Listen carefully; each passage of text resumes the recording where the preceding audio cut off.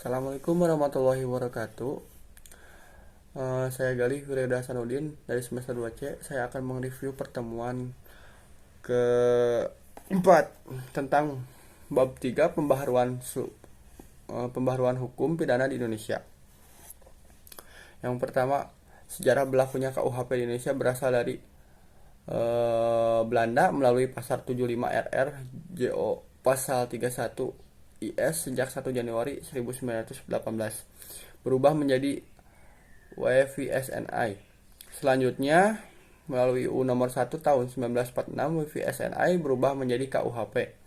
Yang kedua, alasan diadakannya pembaruan KUHP. Yang pertama, alasan politis. Yang kedua, alasan sosiologis. Yang ketiga, alasan praktis. Yang keempat, alasan adaptif.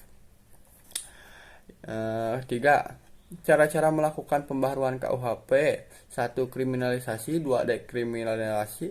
Yang ketiga, rekriminalisasi. Yang keempat, depenalisasi. Yang kelima, mitigating.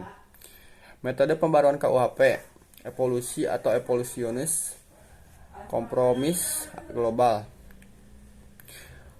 Alasan-alasan diadakan pembaruan KUHP. Alasan politis. Negara di Indonesia adalah negara yang merdeka. Oleh karena itu, sudah sewajarnya kalau memiliki KUHP yang sifatnya nasional, yang merupakan hasil ciptaan bangsa Indonesia sendiri. Dengan menggunakan KUHP warisan kolonial Belanda, dapat diartikan bahwa secara politis Indonesia masih dijajah Belanda.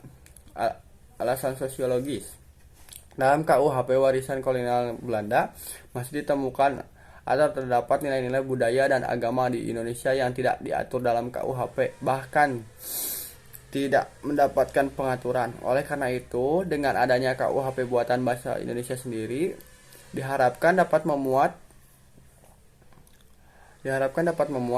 aturan-aturan yang mencerminkan nilai-nilai budaya dan agama yang dianut di Indonesia. Yang ketiga, alasan praktis. Dewasa ini masih banyak sarjana hukum di Indonesia yang tidak menguasai bahasa Belanda secara lancar. Padahal teks resmi yang asli dari WVSNI adalah bahasa Belanda, sehingga ketika diterjemahkan ke dalam bahasa Indonesia terdapat terjemahan yang beraneka ragam.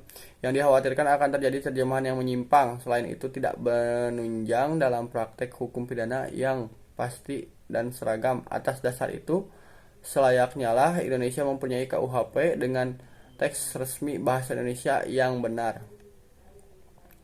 Alasan adaptif: sebagai bagian dari bangsa di Indonesia wajib memperhatikan asas-asas dan nilai-nilai yang sifatnya universal secara internasional dan memasukkan asas nilai tersebut ke dalam KUHP yang nanti akan berlaku. Contohnya asas-asas terorisme, asas-asas narkotika, dan asas pembajakan udara dan lain-lain.